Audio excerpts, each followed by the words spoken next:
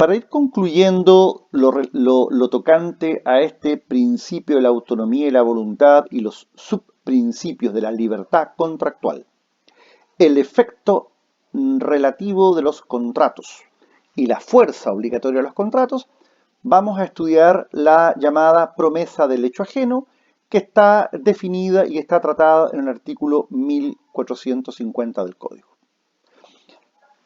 Así como nosotros ya quedamos súper claros que la estipulación en favor de otro sí es una excepción al efecto relativo de los contratos, en este caso la promesa del hecho ajeno no constituye una excepción al efecto obligatorio de los contratos y al efecto relativo de los mismos, puesto que el tercero no contrae ninguna obligación salvo que ratifique. Aquí simplemente les quiero señalar que basta con que ustedes tengan claridad acerca de la norma legal a qué se está refiriendo la disposición en la promesa del hecho ajeno. No es muy recurrente esta temática. Aquí, ¿con qué continuamos? Bueno, aquí vamos a continuar con algo relacionado con los efectos, ¿cierto?, de los contratos y los terceros. Y esta temática de los efectos de los contratos y los terceros es aquello que nosotros también ya estudiamos con detenimiento, que es la inoponibilidad. ¿Qué es lo que voy a hacer acá? Simplemente voy a hacer una pasada rápida acerca de la inoponibilidad, porque esta está tratada también en Derecho Civil 1 y ustedes tienen a disposición el material que está subido al canal. ¿Qué es la inoponibilidad? Va a hacer un repaso y que por favor vamos asentando las ideas. Bueno, es una ineficacia respecto de terceros de los derechos nacidos a consecuencia de la celebración de un acto jurídico válido o de la nulidad de un contrato. Tal como yo se los señalé en Derecho Civil 1, la inoponibilidad no tenía o no tiene una reglamentación sistemática o sistémica en el código, sino que más bien es una creación jurisprudencial que luego devino en algunas modificaciones legales, donde de alguna manera esta inoponibilidad ya tiene hoy día reconocimiento legal, como ocurre, por ejemplo, en materia de sociedad conyugal y en materia de ley de procedimientos concursales. La inoponibilidad derivada de los derechos que nacen de actos jurídicos válidos puede ser de forma o puede ser de fondo. Ello va a depender si el requisito que se ha omitido es formal o es un requisito más bien de fondo o sustancial. Dentro de las hipótesis de inoponibilidad de forma está la llamada inoponibilidad por falta de publicidad. A ver, ¿qué quiere decir esto? Sí, quiere decir que hay casos en los cuales, por alguna razón, las partes obvian un requisito que es necesario o indispensable para poder afectar a los terceros esas situaciones que ellos plasmaron en un acto o contrato. Esto está reflejado a modo ejemplar en el artículo 1707 del Código Civil, que establece que las escrituras privadas hechas por los contratantes para alterar lo pactado en una escritura pública no producirán efecto contra terceros. Tampoco lo producirán, y aquí es lo interesante, las contraescrituras públicas cuando no se haya tomado razón de su contenido al margen de la escritura matriz cuyas disposiciones se alteran en la contraescritura y del traslado en cuya virtud ha obrado el tercero. Por lo tanto, cualquier cambio, cualquier modificación a una escritura pública hecha a través de una contraescritura pública, para que surta efecto respecto de terceros, primero, tiene que anotarse su contenido al margen de la matriz, es decir, dejarse dicho en la escritura matriz que esa matriz está siendo modificada por una contraescritura. Y segundo, en las copias que se le proporcionan al tercero, tiene que ir la constancia de haberse anotado la contraescritura al margen de la escritura matriz. Sin esos requisitos formales, hay inoponibilidad. 2. En la transferencia de los créditos nominativos. Cuando se cede, se transfiere un crédito nominativo, solo va a producir efectos respecto del deudor mientras éste no haya sido notificado o mientras éste no acepte el cambio de subacreedor. Por lo tanto, en la cesión de créditos nominativos Código Civil o en la ley que regula la transferencia de créditos asociados a facturas, claramente se establece que mientras el deudor no tome conocimiento de la existencia de un nuevo acreedor, respecto de él, esas transferencias no surten efectos, son inoponibles. Tercer caso. Cuando se alega en juicio la prescripción adquisitiva ordinaria o extraordinaria y el juez acoge dicha prescripción en la sentencia, una vez que ésta esté firme o ejecutoriada, debe ser ingresada al conservador de bienes raíces. La ley nos dice que esta sentencia que declara la prescripción hace las veces de escritura pública para la propiedad de bienes raíces o de derechos reales constituidos en ellas, y no valdrá contra terceros mientras no haya inscripción de esta sentencia. Por lo tanto, yo no puedo hacer oponible a un tercero y afirmar o sostener que soy propietario de un inmueble que obtuve vía prescripción adquisitiva si yo no exhibo una inscripción en el registro de propiedad del conservador de bienes raíces respectivo. Lo mismo en materia de embargo de bienes raíces.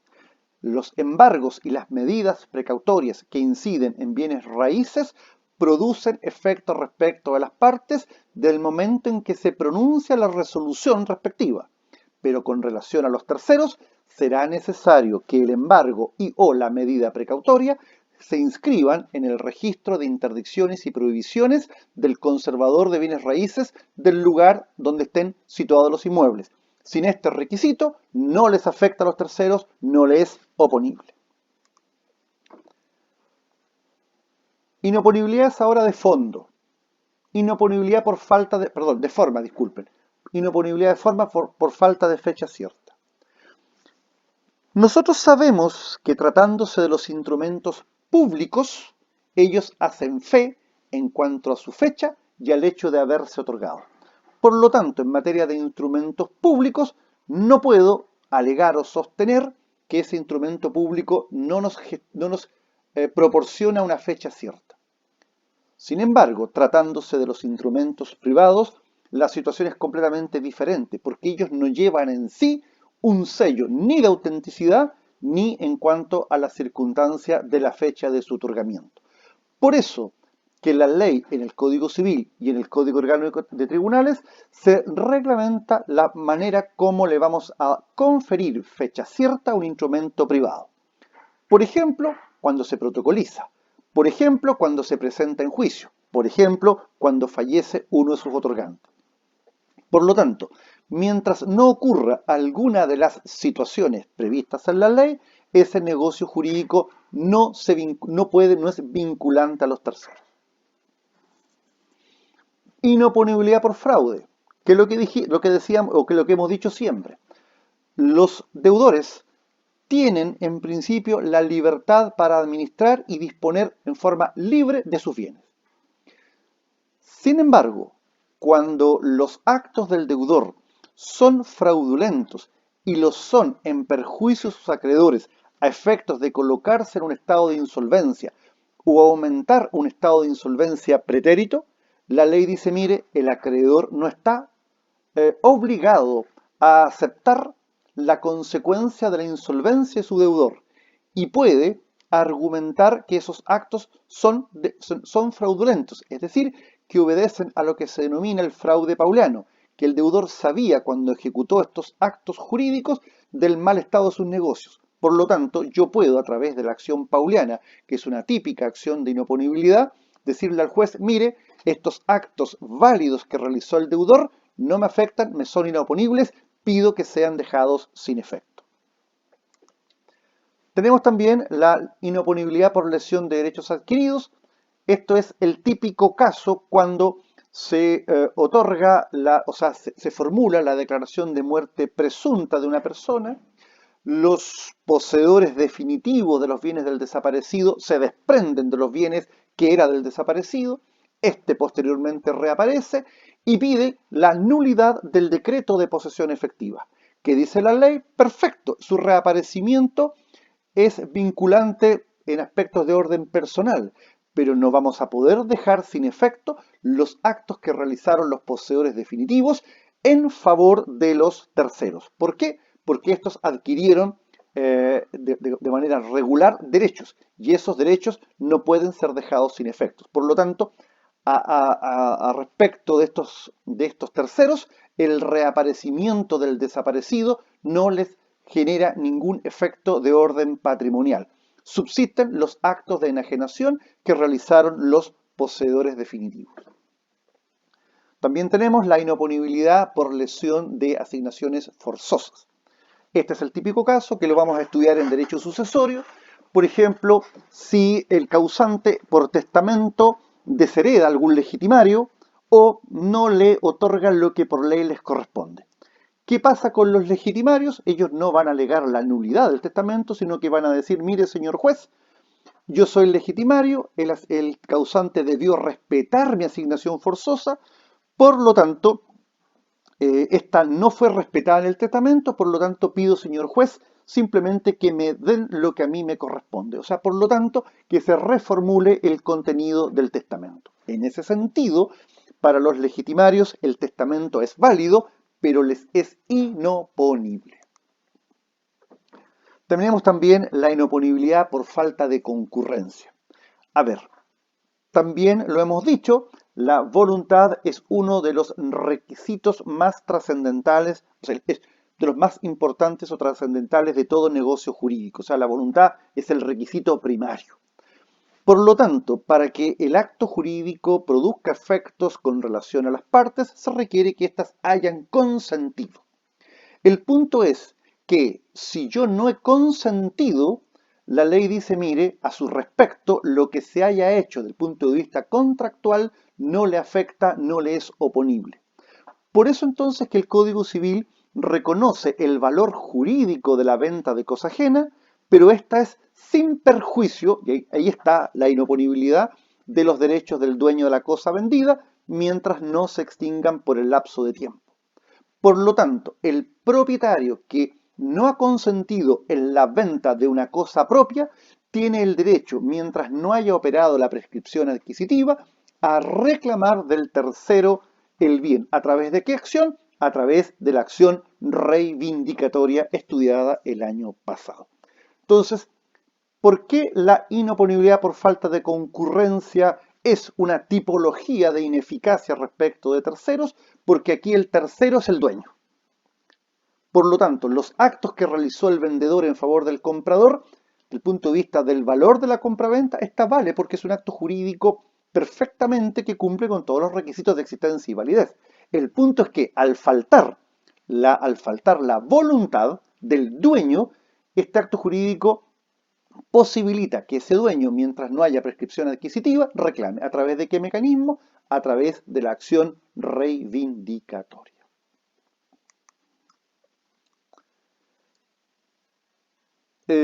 También está la inoponibilidad por nulidad de un acto, y ahí eso está tratado a propósito del contrato de sociedad, que ustedes cuando examinen en derecho societario la sociedad van a poder hacerse cargo de esa situación. ¿Cómo se hace valer la inoponibilidad? La inoponibilidad se puede hacer valer en juicio como acción o se puede hacer valer como excepción. En el caso de la acción pauliana, en el caso de la acción de reforma de testamento, ustedes pueden visualizar que la inoponibilidad se hace valer por vía de acción. Y, por ejemplo, también se puede alegar por vía de excepción, por ejemplo, si mañana se pretende hacer efectivo contra un tercero una contraescritura pública respecto a la cual no se ha tomado razón de la misma al margen de la escritura pública. ¿Qué efectos produce la inoponibilidad? El acto o contrato no perjudica a los terceros, pero sí los puede beneficiar. En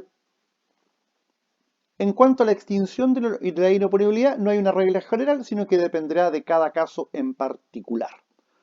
Por ejemplo, en el caso de la inoponibilidad de forma, bueno, cuando se cumpla el requisito de forma omitido. Y en materia de inoponibilidad de fondo, normalmente una forma de extinción será, por ejemplo, la prescripción de la acción respectiva. Segundo principio, la buena fe contractual. Aquí nosotros tenemos como norma el artículo 1546 del Código, que es lo que nos dice.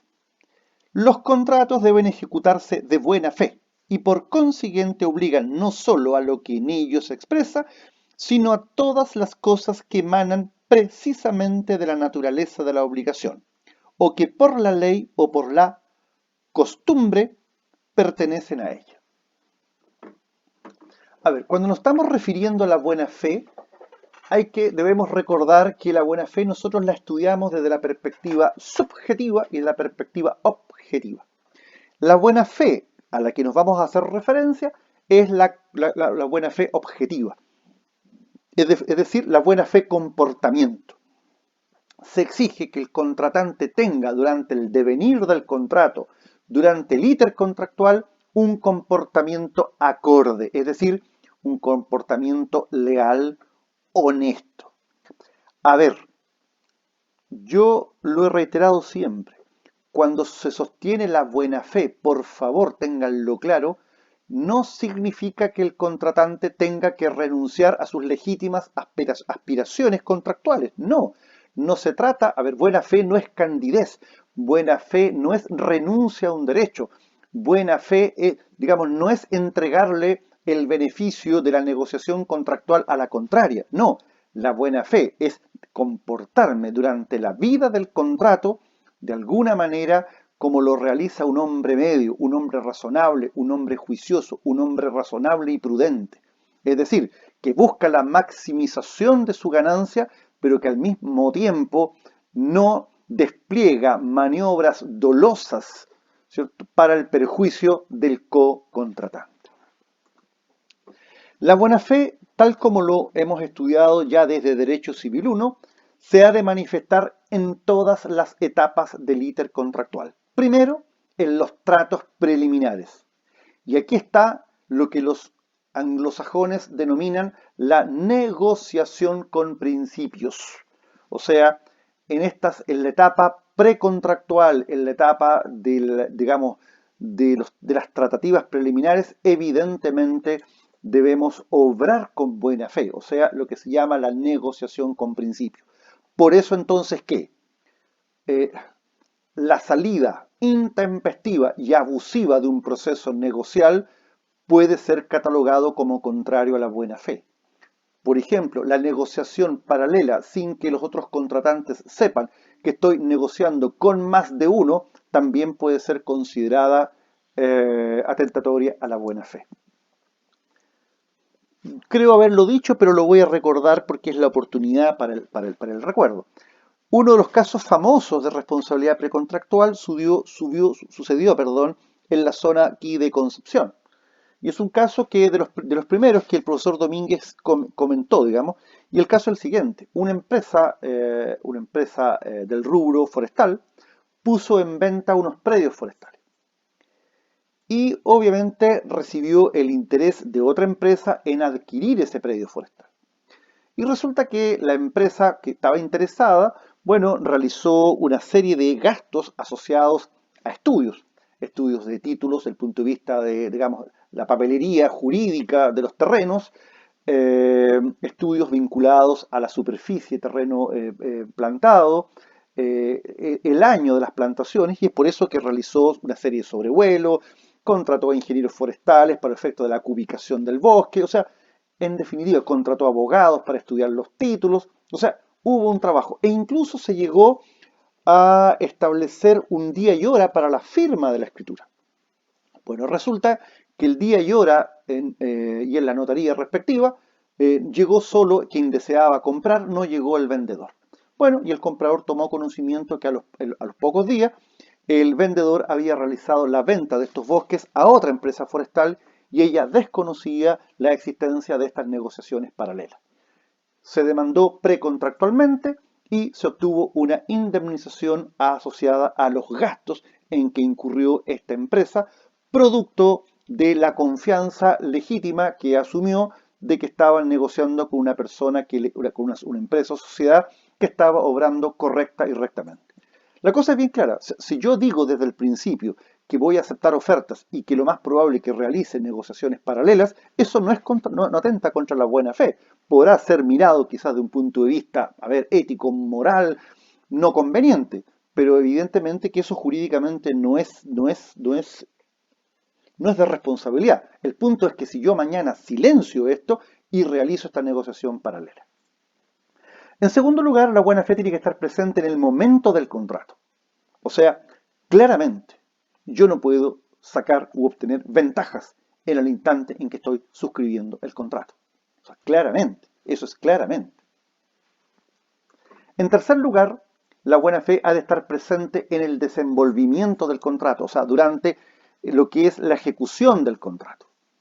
O sea, claramente. Ahora, y es por eso entonces que nuestra legislación, tal como lo vimos el semestre pasado, si una de las partes ejecuta maniobras dolosas para incumplir su obligación, la ley lo sanciona haciéndolo responsable no solo de los perjuicios previstos, sino que también de los perjuicios imprevistos. Y finalmente, también la buena fe ha de estar presente en la etapa postcontractual. Les pongo un ejemplo a propósito del contrato de franquicia. El contrato de franquicia supone la existencia de un franquiciador. Y pensemos, por ejemplo, en una franquicia. McDonald's, por ejemplo. McDonald's es una franquicia que permite que en todo el mundo existan franquiciados, que son personas que se relacionan con el franquiciante, si pudiéramos denominarlo, para los efectos de alguna manera producir en los distintos lugares del país los productos McDonald's. Y esto supone obviamente contratos. Y por lo tanto, McDonald's Internacional celebra un contrato con McDonald's Chile. Y luego McDonald's Chile celebra un contrato con quien va a desarrollar el producto, por ejemplo, en la ciudad de Chillán. ¿Qué pasa si estos contratos de franquicia terminan? La pregunta es, ¿podría llegar a surgir alguna responsabilidad postcontractual por infracción al deber de la buena fe? Claro que sí. Porque el fabricante de Chillán va a tomar conocimiento de una serie de aspectos que evidentemente la compañía McDonald's quiere resguardar, porque forman parte de su know-how, o sea, de cómo hace las cosas. Entonces, ¿qué es lo que se va a decir al operador en Chillán? Mire, termina el contrato, nosotros nos desligamos, pero usted va a tener una obligación postcontractual, confidencialidad. O sea, usted no va a poder ir por la vida diciendo, mire, las hamburguesas McDonald's se hacen con estas características, con estos productos y a través de este proceso. Entonces ahí, si mañana se infringe este deber postcontractual, claramente nosotros que vamos a decir, la buena fe no se respetó en esta etapa del contrato. Eso es lo que yo tenía que decir con respecto a los principios. Vamos ahora en cuanto a los requisitos de los contratos. Esto claramente es algo que está estudiado en acto jurídico. Requisitos de existencia, voluntad, objeto, causa, solemnidades. Requisitos de validez, consentimiento exento de vicios, objeto lícito, causa lícita, capacidad. Y en cuanto a los elementos ahora del contrato, los elementos están en el 1444, elementos de la esencia, elementos de la naturaleza y elementos accidentales. Los elementos de la esencia, que es lo que en este momento me interesa repasar, son aquellos sin los cuales el acto, en este caso el contrato, o no produce efecto alguno o degenera en un contrato diferente. Estos elementos esenciales pueden ser generales y comunes a todos los contratos, los requisitos de existencia, pero pueden ser elementos esenciales específicos o particulares de un cierto tipo de contratos. Ejemplo, la gratuidad en el comodato. El comodato o préstamo de uso es gratuito. Si mañana ustedes solicitan a un compañero que les facilite el Código Civil, por ejemplo, ese préstamo es gratuito. Si el elemento gratuidad desaparece, el contrato de compraventa ya no es, perdón, si la gratuidad desaparece, el contrato de comodato ya no es comodato, porque si mañana el comodatario tiene que pagar algún valor por el uso, podríamos estar en presencia de un contrato de arrendamiento. Los elementos de la naturaleza son aquellos que, no siendo esenciales, se entienden pertenecerle al contrato sin necesidad de cláusula especial. Sobre esto vamos a volver cuando estudiemos las obligaciones del vendedor, en específico la obligación de saneamiento. Y finalmente están los elementos accidentales, que son aquellos que ni esencial ni naturalmente pertenecen al contrato y las partes los van agregando por medio de cláusulas especiales. Son las modalidades del negocio jurídico, la condición, el plazo y el modo. Nos corresponde ahora estudiar la interpretación de los contratos y luego la extinción de los contratos. En materia de interpretación de contratos, lo vamos a dejar para nuestra próxima sesión, pues ya estoy en los 27 minutos 32 segundos. Muchas gracias y nos volvemos a reencontrar en algunos minutos más.